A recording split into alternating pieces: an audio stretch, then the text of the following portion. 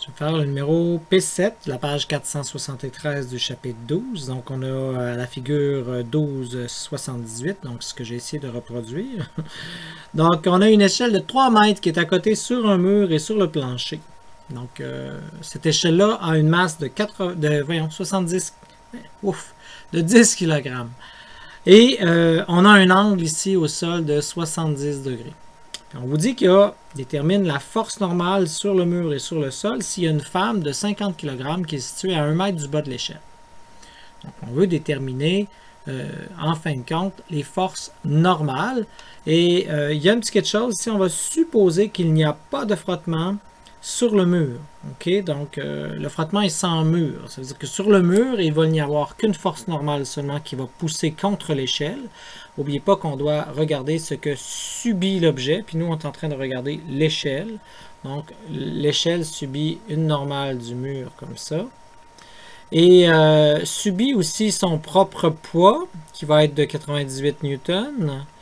Va subir aussi le poids en tant que tel de la personne. Donc, 490 newtons.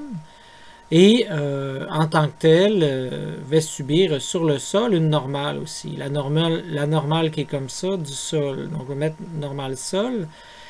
Il doit y avoir une autre force aussi qui va venir faire quelque chose, qui va venir retenir l'échelle de glisser. Donc là, ici, il y a un frottement au sol. Donc, elle va être orientée vers le mur pour l'empêcher de glisser et de déraper, là, dans le fond. Donc, ça va retenir vers là. Donc, on va parler d'un frottement statique si ça ne glisse pas. Puis, ça va rester comme ça. Alors, maintenant qu'on a ça, puis qu'on regarde seulement l'échelle, on ne regarde pas le mur, on ne regarde pas le plancher, ben, on peut, puisque c'est en équilibre statique, faire notre somme des forces en X, somme des forces en Y, somme des moments de force. Donc, allons-y pour, toujours classiquement, mon axe des XY comme ça. Je vais m'écrire ça sur le côté. On va faire un axe de rotation positif aussi comme ça. Puis, le pivot, on y réfléchira tantôt. Donc, pour ce qui est de la somme des forces en X, 2 points. Donc, qu'est-ce que j'ai en X? Je vois que j'ai la normale du mur. Donc, oui, vous auriez pu mettre une petite flèche au-dessus ici, une petite flèche au-dessus ici, puis une petite flèche au-dessus. Quand j'arrive ici, pas besoin de flèche parce que c'est la grandeur qui est en X. Je me rends compte que c'est négatif parce que ça va vers l'arrière de mes X. Puis, je l'ai mis indice mur pour qu'on comprenne que c'est la normale du mur. Je vois que vers l'avant, il y a le frottement statique. Et ça, c'est égal à 0 parce qu'il n'y a rien d'autre. On va faire la somme des forces Y, 2 points. En Y, je me rends compte que j'ai la normale du sol qui est vers le haut. J'ai moins 490 et moins 98. Et j'ai rien d'autre. Donc, c'est égal à 0. Donc, tout de suite, je viens de trouver ma normale du sol qui va être égale à 588 newton. Donc, maintenant que j'ai ça, ce que j'aimerais faire, c'est de déterminer la normale du mur. Hein, puisque je n'ai pas trouvé celle-là. Hein. Donc, je vais aller faire la somme des moments de force. Bon, où je vais placer mon pivot. Je peux placer mon pivot où je veux. N'oubliez pas, ça ne bouge pas. Il n'y a pas de vrai pivot réel ici. Mais j'ai une place peut-être plus utile. Je sais que j'ai une inconnue ici qui est la frottement statique. Puis j'ai mon autre inconnue qui est la force normale en haut. Donc, peut-être que si je plaçais mon pivot sur une de ces deux inconnues-là, automatiquement, elle va disparaître. Ça va être 0 pour... Donc, puisque je n'ai pas le frottement, puis je ne le cherche pas, je vais mettre mon pivot sur le frottement. Hein? De cette façon-là, cette inconnue-là vient de disparaître. Et je vais pouvoir trouver tout de suite ma normale. Donc, c'est futé de cette façon-là. Donc, sinon, ça va être capable de résoudre pareil, mais ça va être deux équations, deux inconnues, ça va être un petit peu plus long. Bon, ceci dit, ça va être mon pivot. Vous l'indiquez par pivot. Vous pouvez l'indiquer le point A, indiquer ce que vous voulez. Donc, marquez pivot comme ça. 2 points. Donc, qu'est-ce que j'ai? Je me rends compte que j'ai, la normale du mur. Donc, déjà, la normale du mur ici, je ne sais pas si vous voyez, je vais faire ma ligne de force. Après, je prends la distance du pivot et je m'en vais perpendiculairement chercher ma ligne de force. Et ça représente la distance qui est perpendiculaire à la ligne de force. Donc, je vois que c'est la hauteur. Donc, la hauteur ici, ben, si l'échelle vaut 3 mètres, ben, c'est 3 mètres sin de 70, en fin de compte. Là. Hein? Donc, ce que ça va faire normal mur fois 3 mètres sin de 70. Ça marche, ça c'est dans le côté positif.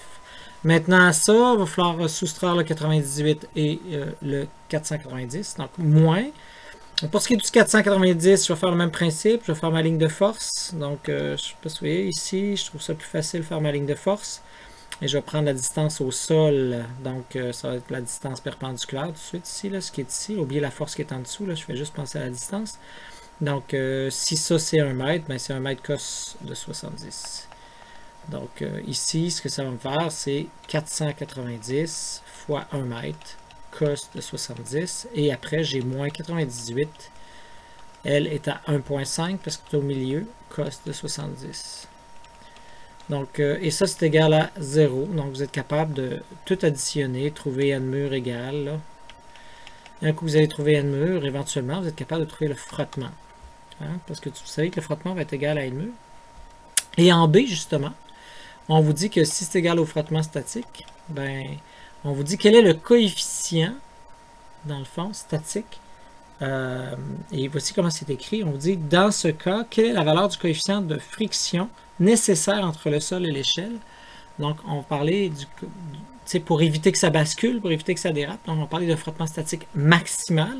Donc, si on parle d'un frottement statique maximal, c'est là où est-ce que je peux dire, OK, bon, c'est μs fois la normale qui est où? Ben, le frottement ici, il s'applique là, donc c'est la normale au sol. Donc, fois la normale du sol. Donc, puisque n du mur, je le connais, puis n du sol, je le connais, ben, je peux trouver μs, je ne sais pas si vous voyez. Donc, μs, ça va être tout simplement égal à n du mur divisé par n du sol. Et là, vous êtes capable de trouver ce chiffre-là aussi. Donc, je vous laisse pitonner puis finir à vérifier tout ça. Donc, après, en C, on reprend le calcul, mais là, sans la femme sur l'échelle. Puis là, bon, on fait faire différentes labels. Je vous laisse aussi poursuivre le numéro.